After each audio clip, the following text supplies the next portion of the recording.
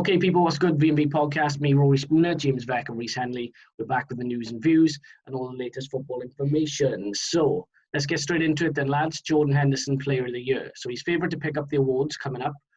Do we agree or do we disagree? What are we saying about Jordan Henderson? Yeah, I'll take this one. So, the case for me with Jordan Henderson, he's picked up a couple of awards already. I think the Football Writers Association Award, which is cool. Don't mind that. But obviously, as we mentioned, we've got the big award coming up now, the one that everyone's after, which is the PFA Player of the Year. Indeed. And that's the one that members of the Football Union, I think a lot of journalists, there's a few thousand people within power as such in the sort of football world to cast their votes on this one. And for me, and I think most people would agree, the person who wins this award should be the best footballer in the Premier League based on ability, the best footballer to watch in terms of quality. And it's widely sort of anticipated that Jordan Henderson is going to win this award as well. And I have a couple of problems with that.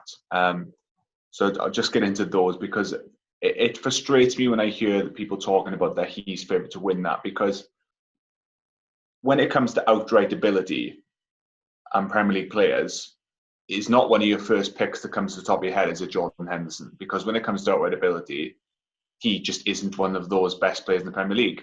Has he been one of the most influential players in the Premier League this year? Probably.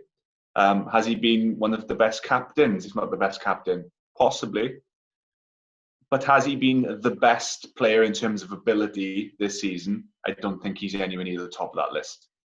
Okay, interesting. So just to add to that then, where in terms of, if I said to you, pick the three players that have contributed to Liverpool's success most this season, would Henderson be in that top three, do you think? He'd be in the conversation. You've got to be looking at Mane, Van Dijk, Alexander-Arnold, and then possibly Henderson and Salah. But the way I would look at that is, if in a fantasy world, if I just set up a new football club with an unlimited budget, right, and I'm going to raid Liverpool Football Club, Henderson isn't the first player I'm taking from there. He's not the second. He's probably not the third or fourth. He's probably fifth or sixth player. I'm taking Mane, I'm taking Alisson, I'm taking Trent, I'm taking Van Dijk, I'm taking Robertson, and then maybe I'll look at Henderson.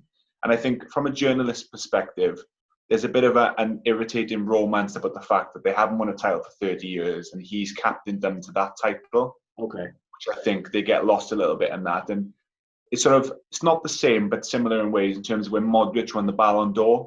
Like, he wasn't the best player that year to win the Ballon d'Or. It just fitted the narrative, didn't it? The World Cup was on, Croatia got to the final. He was very good, very good. And Jordan Henderson has been very, very good. But for me, the person that should win the PFA Player of the Year is Kevin De Bruyne. And just watching them both on the pitch, in terms of their quality, they're poles apart. And I think if Kevin De Bruyne doesn't win PFA Player of the Year, even Mane, but Kevin De Bruyne would be my pick.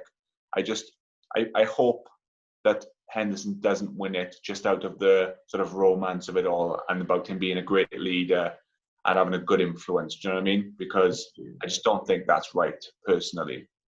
What are you saying, Reece? So elaborate on that. No, you're absolutely spot on. I think romance. It is absolutely a romantic decision to make the captain of Liverpool Football Club, the PFA or the Writers' Player of the Year. It's not. It should be the player that's the best player in the league. I think we've seen in the past there's been some decisions on that award which have been wrong, essentially. I think Scott Parker won it when West Ham got relegated, when he wasn't the best player in the league. It was a romantic decision because everyone loved Scott Parker that year.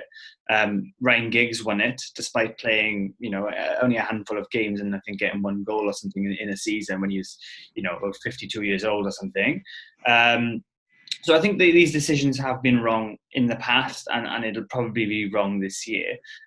Like you said, if you're raiding Liverpool Football Club, Jordan Henderson isn't your man, at least not first. And to be honest, if you're building a Premier League team, if you're thinking about building a dream team from Premier League players, just using the best players. Would Henderson get into that team? Absolutely not. I think you might put Kevin De Bruyne in. Under normal circumstances, I put Kante in, but not this season. You might struggle to even put Henderson in a midfield 3. I think Mane's been cruelly overlooked again. I think he was overlooked in the Ballon d'Or for being, so good last season. Jordan Henderson. I've never been a big fan of Jordan Henderson. I find a lot of his work quite negative. I think he's been better this season. He hasn't been awful. He's been quite good, and for sure he's been one of the better leaders in the Prem.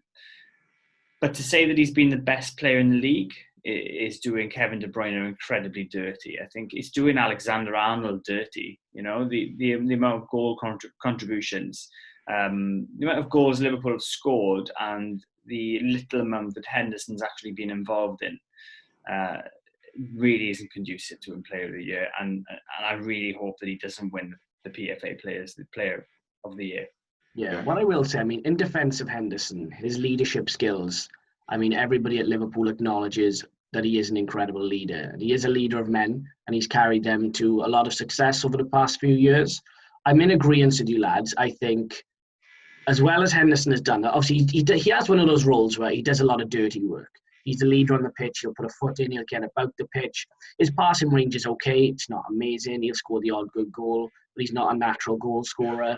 I think if I was going to give it to someone, I'm with you, Reece. I think Sadio Mane has been just ridiculously overlooked. He's been the guy that's really carried that Liverpool team for me. If you could take Salah out to the side, and I would be confident that Mane would still win Liverpool a game. I don't know if I'd be as confident in Salah if Mane was out. So for me, yeah, you have to give it to Mane. I put Mane ahead of De Bruyne. I think you have to give it to a Liverpool player given the fact that they've won the league. And I wouldn't be mad at Sadio Mane. I wouldn't be mad at Van Dijk, and I definitely wouldn't be mad at Trent getting it either. So I'll disagree with you on that, lads. I don't think De Bruyne enters that conversation given the fact Man City was so far behind. I think it has to go to a Liverpool player. The same way I think whoever wins the Champions League wins the Ballon d'Or. So that's my take on it, lads. So what do you think? It's important we say that as well, and that by us saying that we don't think Henderson should get it, we're not sort of hating on Liverpool. We're actually saying that there are multiple Liverpool options and better options. Yeah. And as Spooner, as United fans, we're not saying we're not anti-Henderson. We're actually, I'm picking a Man City player, do you know what I mean, to have instead of him, or a possible other Liverpool player. So I find it interesting that you would pick multiple Liverpool players over De Bruyne. I get the whole league position thing, but he's matched Thierry Henry's assist record this season, 20 assists with however many goals he's got as well. And I just think he's an extraordinary player. But I just think if you're a Barcelona or you're a Real Madrid, going back to what I said, and you're looking to shop in the Premier League, you're not shopping for Jordan Henderson, are you? No. Look, there's in those La Liga academies, with all due respect to Jordan Henderson, there's boys out there who have significant ability at 17 or 18, and they're going to be stars. And their technical ability is what's required in those leagues. Jordan Henderson is a typical Premier League player. I think with Jordan Henderson, it wouldn't be fans would think I'm being unfair, and I guess only time could prove me otherwise. But Jordan Henderson was, I think, admittedly really average until about the middle of last season. And by last season, I don't mean the season just gone. And he was bad for England at the World Cup, and he was a below par for Liverpool until then. I think we'd all admit he was a sideways passing player with not a lot of creativity or goals or assists to his game, and which for somebody who's not a defensive midfielder, that's really poor. You don't transform overnight into a good player. I think it is easier for you to get through games with an 8 or 9 out of 10 rating if your team is playing a 10 out of 10 rating. I think if Liverpool will start to struggle, let's say Van Dijk got injured and Liverpool started to struggle, then I think Henderson would really struggle. I think he could be surplus to requirements in that team. Yeah, I think he's galvanised a very, very good team, is what he's done, isn't he? He's got leadership qualities. and he's really helped solidify a good Liverpool side. It's good all the way through, isn't it? Really, their spine is brilliant, and he's a part of something that's very, very good. And if it was captain of the year, most influential player of the year, I wouldn't really have too much arguments. But player of the year, not for me, and not for us, I don't think. All right, lads, that's cool. Well, Liverpool fans, let us know as well. What's your take on Henderson getting it? I just assume a lot of Liverpool fans, again, they'd look at it through kind of a romantic lens, and they'd be like, "Oh, our captain, saviour, he's took us to the promised land." They're not going to be mad at him getting it. But I'd agree with you, lads. I think there are better choices. I would give it to a Liverpool player, though. But that's cool, yeah. Liverpool fans, let us know your opinion, and we'll have to take it on board. Comments below, let us know. Right, moving swiftly on. Arsenal. Now, Arsenal had a very strange season. Now, Arsenal's season peaked towards the end. They did very well. Arteta, watching them play, he has a vision. It's front to back to front. You press from the front, from the back, you play out. We know what he wants to do. He's a Guardiola disciple. I think he's got a lot of potential. The key to his future is two things, which we'll come on to next. The first is Aubameyang's future, and the second part is investment later down the line. Now, going back to Aubameyang's future, do you think he would have seen enough at Arsenal to stay and sign a new contract? Or do you think, if that big move does come about to a Barca or Real Madrid, you should just take it with both hands? Yeah. I mean, I think with Aubameyang, it is undeniable that he has world-class ability. And if not world-class ability, he's a world-class goal scorer. And so any club out there, any club that would be looking to replace a striker or even a left winger, they could look at Aubameyang. I think the problem with Aubameyang and his predicament in terms of whether or not to sign a new contract, leave the financials aside, is that if we take the top clubs in world football, i.e. anyone that's worth him leaving a club like Arsenal for, if we take any of those clubs, they will more than likely have a policy in place to sign youth and develop them into world-class potential. Good. Just because, and this is the way that football is moving. Aubameyang has passed his 30th birthday, I believe. I believe so, yes. And you would have to anticipate that one of his star traits is his pace, and that is going to start to decline very soon. And when that happens, you would anticipate his numbers falling off a cliff. That being said, he has been consistently, not just for Arsenal, but for every club he's played for, consistently one of the best players in the world. And so that type of player should not be missing out on European football. He needs to leave Arsenal, and there is no doubt about it. But I don't know if he's got anywhere to go. Elaborate, Becky. What are we saying? The question that you asked, Spooner, was, has he seen enough to, I'm assuming, convince him that he's going to be part of a project? And the answer to that is, in my opinion, no. No, he hasn't.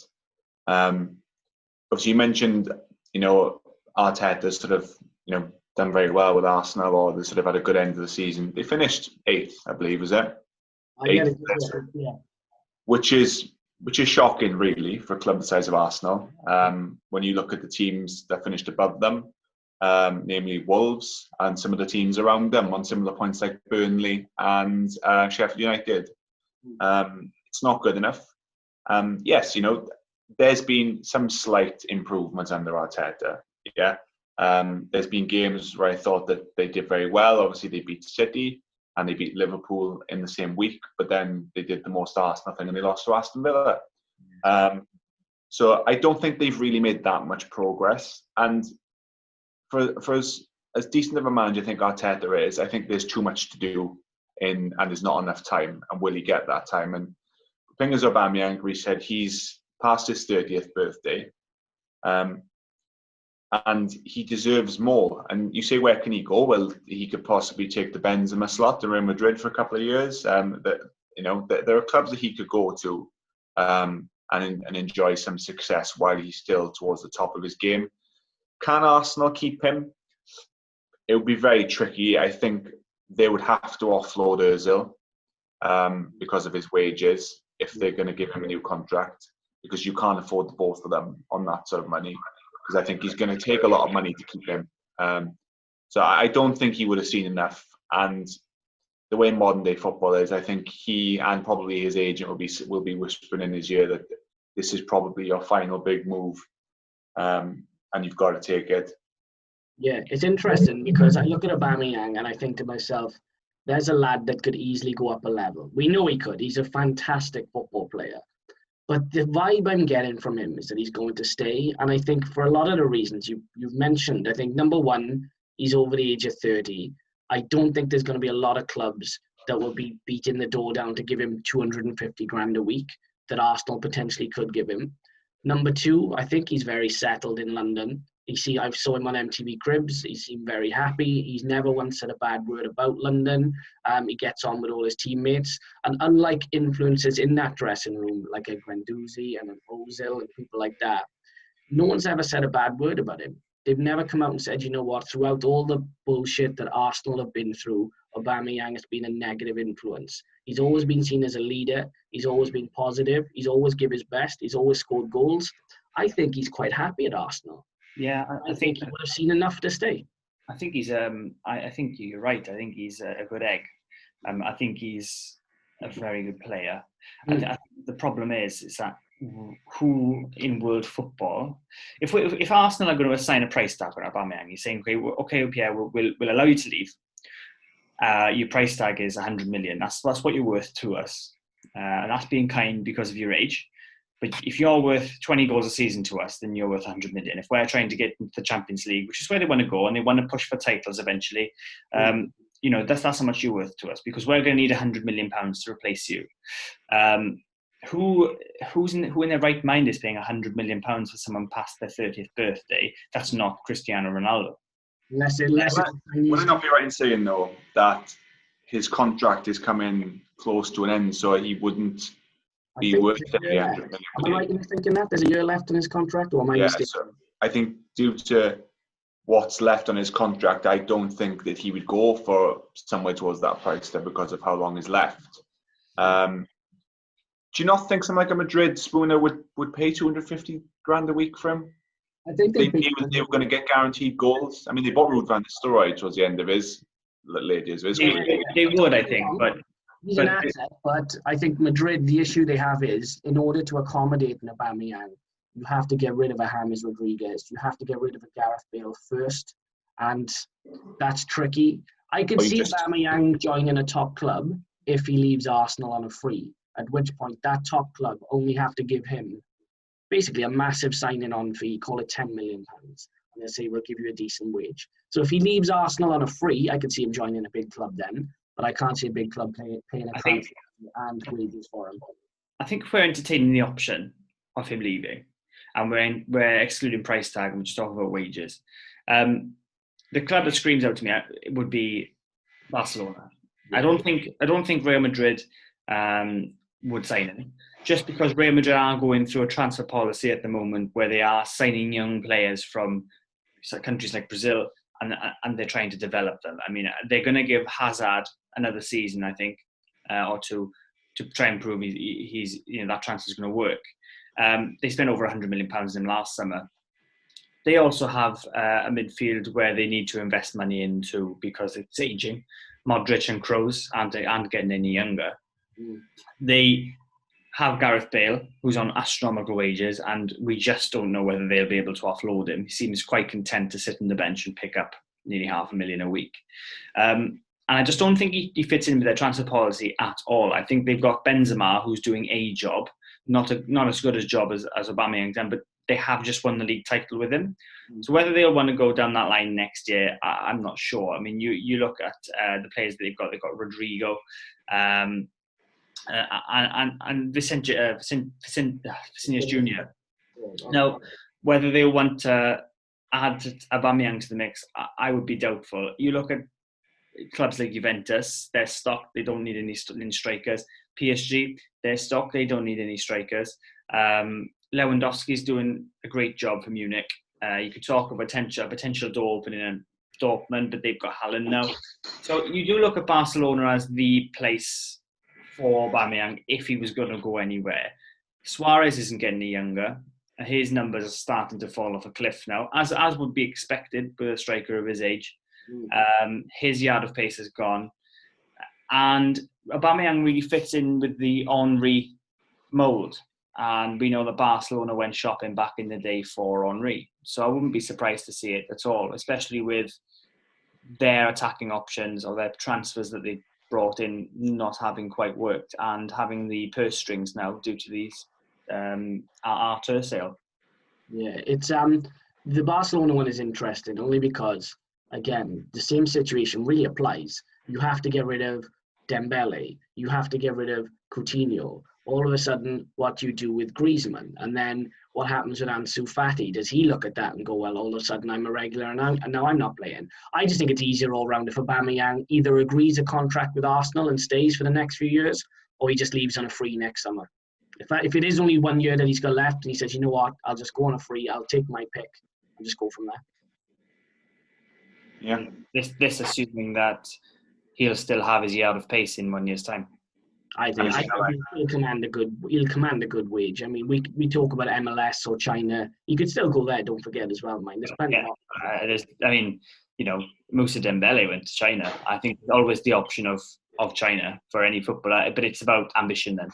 Yeah, that's very true. Going back to some other Arsenal news now. Again, this isn't concrete transfer information, but we thought we'd touch upon it very quickly. Guendouzi is out the door pretty much. He's considered a bad egg. Arsenal fans have kind of fallen out of love with him ever since the Brighton defeat, where he basically called Neil Maupay a poor fucker, basically. He said, I earn more money than you, unlucky son. Arteta went, no, that's not the attitude for me. And I think there was other rumblings about his attitude as well.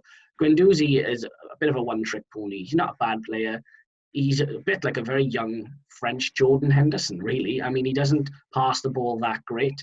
He's not, well, he doesn't have any real leadership qualities, I don't think. He's not a box-to-box midfielder where he can make an impact in both areas of the pitch. He's not a player in the final third, and he's not a defensive midfielder. So they've kind of bought Arsenal a jack of all trades and a master of none.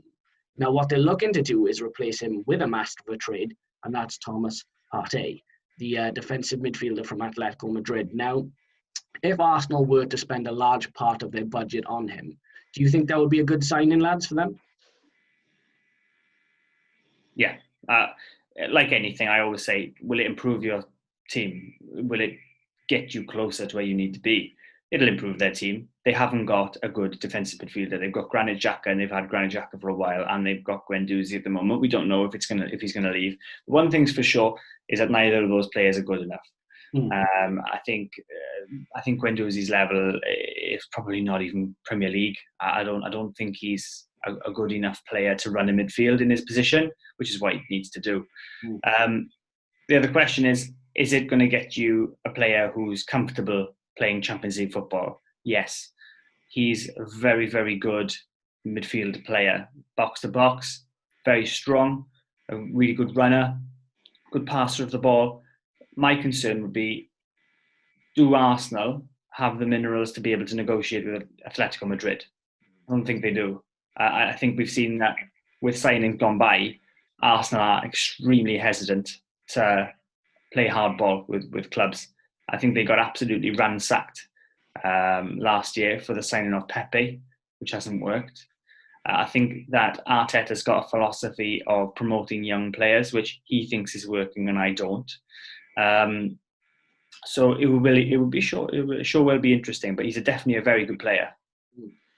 The thing is, with Partey, if he's good enough for a team like Atletico Madrid, which it looks like he is, and that's a team that has been highly competitive in the Champions League for a number of years, reaching many finals. I know he wasn't there for all of those, but they've been unlucky as well. They beat Liverpool over 2 legs very recently, quite comfortably in the end.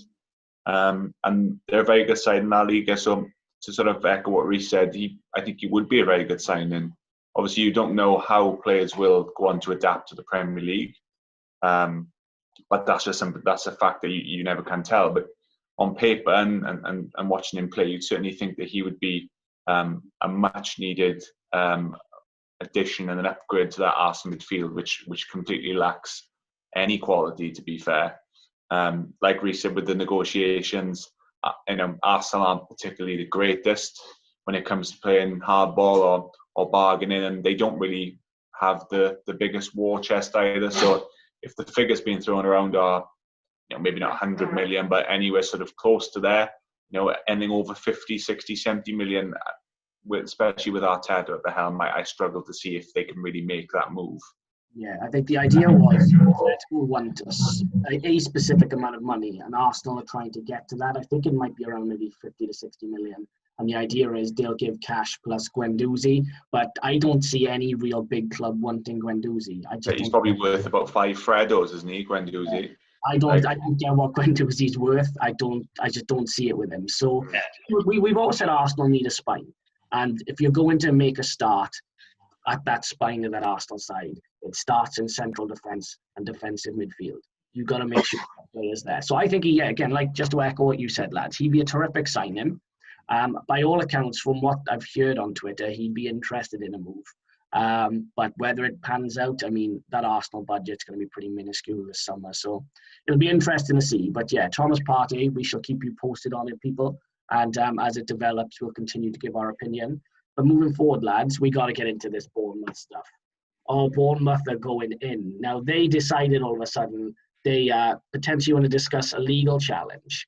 Now, a legal challenge to them being relegated, what do they gain, lads? Do they gain, is it a moral victory? Do they gain a financial victory? What do Bournemouth get from this? Yeah, I think both. I think, but what we're obviously talking about is the fact that Bournemouth are trying to, I think they're taking, they're going to have a review, an official review on the Aston Villa ghost goal against Sheffield United, where the ball did cross the line and Hawkeye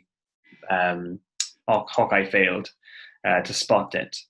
And as a result, Aston Villa got a point from the game and stayed up by a point at the expense of Bournemouth, where Bournemouth had a better goal difference.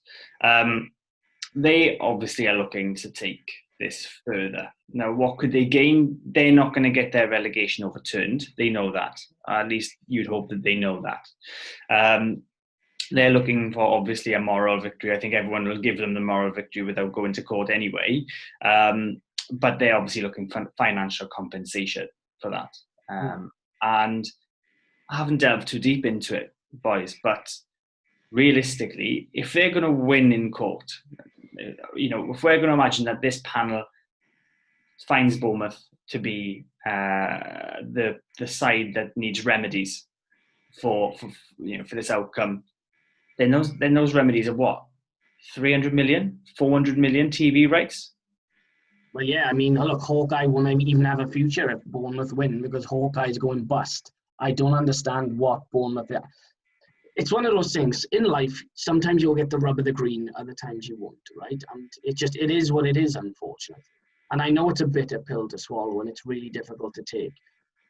But you just have to get on with it. That's life. Not everything is going to go your way. And sometimes you will get really shitty decisions. What do? All right, you get a moral victory. So every time now there's a decision that doesn't go someone's way, do we then take it to court? What do we do? The thing is, right, is I sympathise with them because I watched the game and as we've already mentioned, that the ball was clear, so clearly over the line, and the technology for the first time that we've seen failed, and it failed hard. And Hawkeye even admitted afterwards that it failed, and that is a shitty situation. And yes, they've been relegated, but were they relegated because of that exact moment? No, because there were many, many games to play after that, of which they still could have fought for their safety. And they lost a lot of those games. And Aston Villa took 8 points out of the last 4 games, 8 out of 12 points, and managed to escape relegation. And maybe they'll have a moral victory. I don't really think that matters. Nobody cares about a moral victory. We all know it's right anyway. So, all right, you take the court, you get a moral victory. We're all in agreement, so do you anyway. No one's disagreeing, eh?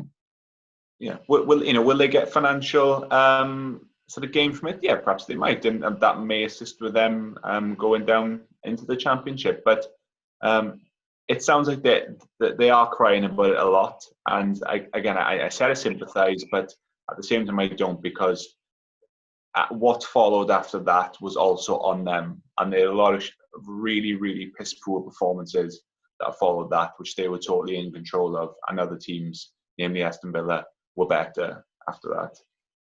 Yeah, I think it's, building on what you said, Spoon, if this works, if they manage to take, and they're not taking Hawkeye to court, they're going to have a review by an independent body to see, what can be done about this. And I would be surprised if they didn't ask for the relegation to be overturned, which isn't going to happen. The problem is two things. Like you said, Spoon, where does it end? If you're going to complain about this Hawkeye error that's happened in the Villa game and use it as an explanation for why you've gone down, which again, building on what you said, James, may not be accurate, may be accurate, we can't know, then you're going to have to apply that logic to every team that's ever gone down, and the club that's stayed up as a result, got an offside decision that wasn't offside before VAR and things like this. Why hasn't that gone to court? The problem is that it was perceived as human error back in the day. If a linesman has not spotted an offside decision and the team's gone on to score, got 3 points, stayed up, then it's tough luck, it's a human error. The Hawkeye decision didn't fail because computers don't work. They failed because whoever set up the system did it wrong, and it is a human error.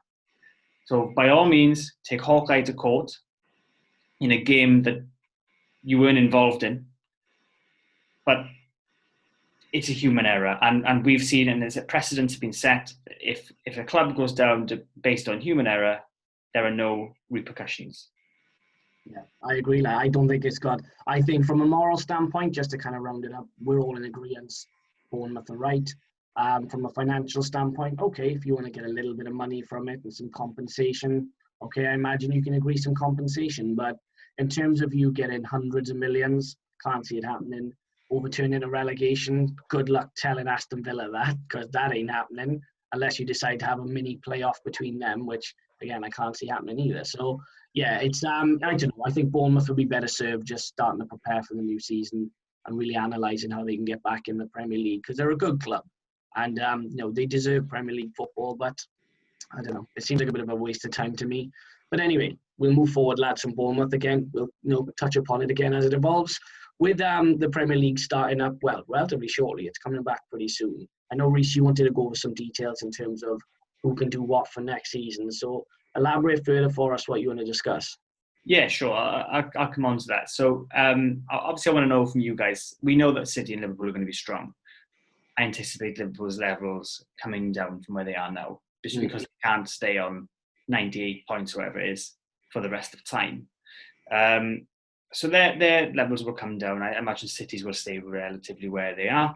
But the chase impact, City, United, Arsenal and Spurs will need to improve. Just first, without taking into account what those clubs specifically need and what your club needs, I'm asking you guys, from the day you went down, what 5 players would you pick to improve your squad? What, improve the top 6 or just improve clubs listed? Just in general, what's your 5 top players? Well, I saw Max Aarons and the Bayern Munich link, which I found was very interesting. So it seems like Max Aarons potentially could be on his way to Bayern Munich as a backup right back for, I think it's Benjamin Pavard. So that would be a very interesting move, be a great move for Max Aarons. In my transfer video I did previously, I said Jamal Lewis is perfect for Liverpool. I think Jamal Lewis would be a great understudy for Andy Robertson. I don't think he would cost the world. And I think he could come in and do a job. So I picked those 2 straight away. Who do you reckon, Becky? Anyone else?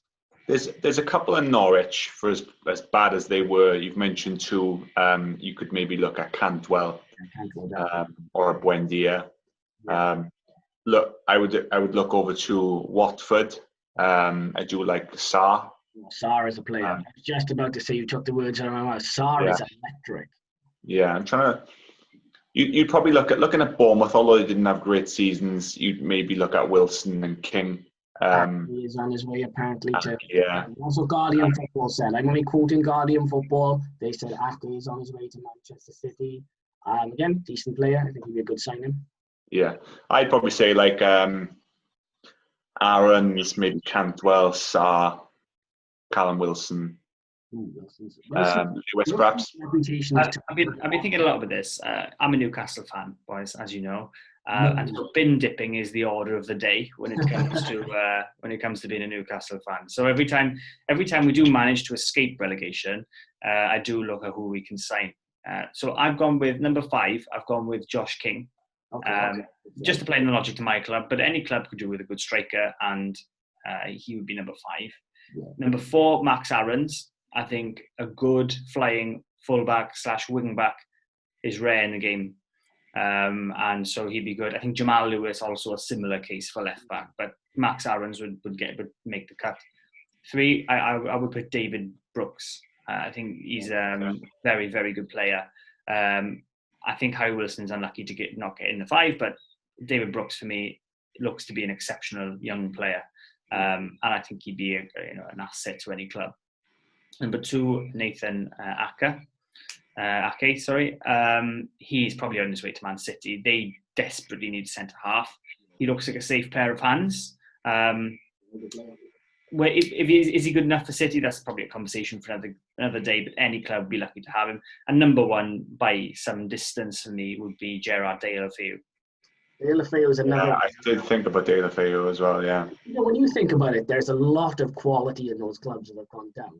There's a lot of quality. Like, obviously, outside of your top 5, then you've got Buendia. We've said Cantwell, Jamal Lewis, Ismail Sarr. I mean, look, Troy Deeney could really do a job in the Premier League still if you wanted him. You could probably make an 11 out of those 3 teams that could make a case that they might, if that was the team, they'd probably stay up. Do you know what I mean? Those 3. I mean, who's the other one that I was on about Bournemouth the other day? Ryan Fraser, Bournemouth. Yeah. Here's another one, quality player. Yeah, I think Fraser's actually available on a free. I think he is. I'm pretty sure that's why I was chatting with someone the other day about Ryan Fraser, and that topic came up because I was on about how much he would go for, and they said no, he's on a free. So I mean, if you're looking for, if you're like a Newcastle or someone like that, and you're looking to strengthen, and the takeover, shall we say, is a few. Well, we'll say, let's say the takeover doesn't happen. So let's say it doesn't happen, and you want to strengthen. There's some good value players in there. Absolutely. Yeah. I think for Newcastle especially, I think they'll have a transfer window without a takeover. The way that it's going, and I think they will have a budget of around £35 million for the summer, which really isn't good enough to be able to attract any players of any note, really. So they will be looking at the loan and the free transfer market for sure. But with regards to what I initially said about the chasing pack. These mid-table sides are going to be looking at these Bournemouth players, these Watford players, Norwich players, and other players as well from abroad in order to strengthen their team. Now, what do these teams like Arsenal, Tottenham, Chelsea, United need to do to be able to get into that position to now challenge Man City and Liverpool? Because I think we'll all say it is getting slightly tedious, the fact that they can't even challenge them in one-off games, let alone in a league campaign. Well, I'll start by saying our transfer videos are out now, so make sure you go and watch them because we got all the answers in there. So go and see whose one is doing particularly well, might I add. But I mean, in a nutshell, Reece, just to streamline it for you, investment, and Becky always uses the term proper investment. Don't just throw money willy-nilly. Identify key areas of the pitch where you need to invest and invest in smart players. It sounds easier than it is, right? We all know that. I mean, look, we're all playing Football Manager here and saying who needs what, where, when, and why, and for how much. But yeah, just key investment. You look at obviously the top 6. If Man City want to challenge, they need to find a Fernandinho replacement. They need to find an Aguero replacement. They need to find a Vinny Company replacement. So I go as far as to say they need a spine of a side. Arsenal need a spine of a side. Spurs need a spine of a side. United need Sancho 2020. And there's probably a few others as well. So if you want to elaborate further, lads, please feel free. Yeah. Let's go from one-on-one then. I mean, you guys, my fans, start Man United. How can Ole Solskjaer, or perhaps not Ole Solskjaer, turn them into title-winning side from here in one season. I think this Becky, go on.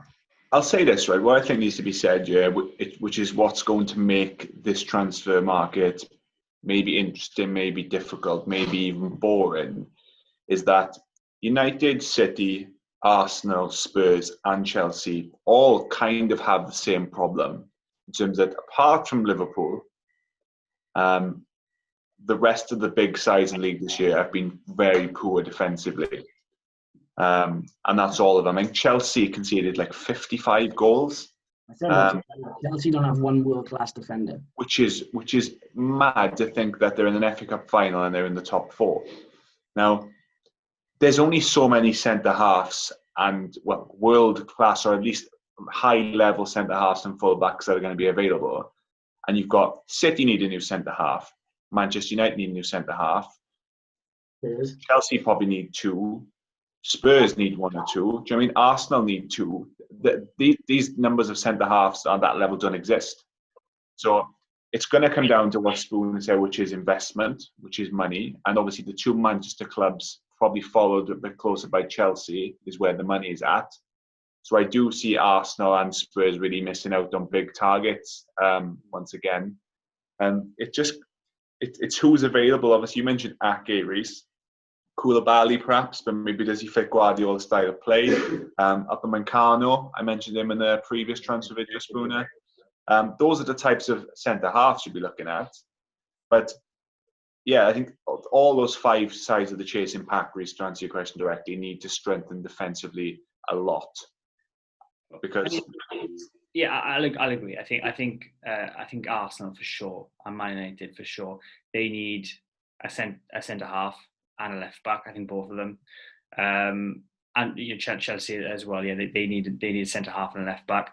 Is Reece James going to be good enough to win a title? I'm going to say no. Could he improve into that player? Yes, he has the build of a player who can certainly do that.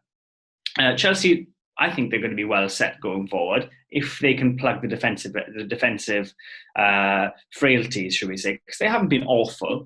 Then they should be set. One thing I would say about Chelsea, Kepa Arrizabalaga, the goalkeeper, not good enough. He is exceptionally poor. They will need to invest in a new goalkeeper. I'll give you some stats about Kepa, but just before I do, with regards to his goalkeeping style, he's quite a short goalkeeper, and he doesn't seem to have a good command of his area. I know I'm singling him out a little bit here, but he has been poor since he joined. I think there was the affair with getting subbed off in the League Cup final where everyone sort of started to question his personality. But just in terms of his numbers, this season, he has had the worst save percentage in the Premier League, of all time, of all players that have played 10 plus games in a season. He's only saved 54.5% of the shots that he's faced, coming in at 730th place on a list of goalkeepers that have played in the Premier League. Yeah. He has conceded 8% of all of Chelsea's Premier League goals since 1992 in 2 years. And for 14 of the 47 goals, that's 30% of the goals that he's conceded this season, he didn't even move. So what you're saying is he's a liability then, basically? He's a liability. Goalkeepers can win or cost you 10 points a season, and I don't think it would be harsh in saying that he has cost Chelsea 10 points this season. They nearly missed out on Champions League football, and I would have put that on him. So they need a new goalkeeper. Spurs, I think they could be okay defensively. Mourinho likes Ben Davis. I don't know if he'll go shopping for a new left back. He likes Ben Davis and he likes Aurier, and I think both are good enough, especially going forward. Aurier is quite impressive. He just needs to be a bit more disciplined. I think they've got okay centre halves. They just need that creativity in midfield. They need to replace Christian Eriksen, in my opinion. I think all the clubs we're mentioning going forward, there doesn't really seem to be too much of a problem. Mm-hmm. City have probably got on their day, which is most of the time, the best attack in the Premier League in terms of options and quality. United seem to have found an identity which they're trying to obviously build on. Spurs with Son and Kane, obviously very good going forward. Chelsea were good this year, and look at the players they're signing. And like you said, Reece, it's clean sheets and defences that win you titles, attacks win you games. And that's where the gap is or isn't going to be closed to Liverpool. I think they will fall off the pace, like you said. By how much, I don't know. They could fall off it and still walk it if the transfer policies aren't right with other clubs. I think it will be close to next season, and I think it's too early to predict who specifically is going to close that gap just yet. But yeah, it's the defensive, like I said, the defensive side of it, which is going to be the game changer, and there's not enough to go around, so it's going to be a free for all. So let me ask you, let's take City and Liverpool out of the equation. Who wins the league next year? Oh, based upon what, the remaining? Then based on the remaining, yeah. I think it would be between United and Chelsea, and I do think United could take it out of, if you take Liverpool and City away. Because what I will say about Chelsea is there's a huge hype about the players they've signed, and rightly so, because there's a lot to be excited about. But all three of us know that doesn't always translate to quality that's going to perform on the pitch. And if they're looking to add Havertz, then yeah, it's even more excitement. But I just think that Frank Lampard this season has done a very, very good job. Obviously, they lost Hazard. They couldn't really sign anyone. And he's had to deal with the hand that he's had, which in certain areas is very good, but a lot of youth, and he's done well. And I'd be intrigued to see how he's going to mix those big signings in with what he's got. You're looking at players like Mount, players like Abraham, like Hudson-Odoi coming through. Like, are those players going to perform? And is he going to be able to mix them if they do, Interesting, lads. Yes, very interesting. Just before we wrap it up, gents, is there anything else you'd like to touch upon before we go? No, we're all good. Okay, cool. Well, we'll be back same time next week. Just a big shout out to everybody who subscribed to us since the turn of the year. I think we've had well over, I think it's 130 subscribers since January, and in the past few weeks as well, more and more people are subscribing. So the road to 1,000 subscribers continues. So if you know a friend that's interested in football, or if you're interested in what we're saying, make sure you subscribe, like the videos, follow us on the social media platforms as well. Like I said before, we're always happy to talk to people. And that is us done for now. We'll be back next time, and we'll have all the latest news. Take care, people. Ciao.